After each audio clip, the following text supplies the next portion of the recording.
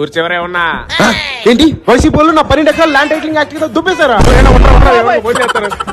ఏంటి లారీ గారు ఆ వైసీపీ ల్యాండ్ టైటిలింగ్ యాక్ట్ కింద నా 12 ఎకరాలు దుబ్బేశారంటండి.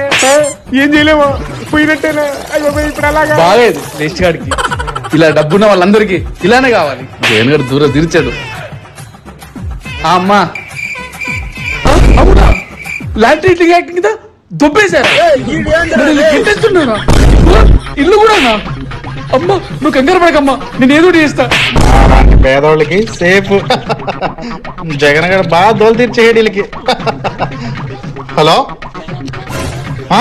మనీళ్ళు దొబ్బేశారా? గుడిసెలు కూడా దొబ్బేశారా? గుడిసెట్టిన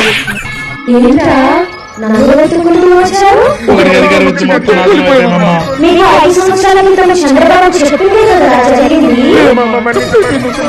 ఈసారైనా ఆయన మాటలని మీ గదులు మార్చుకోరా. అలాగే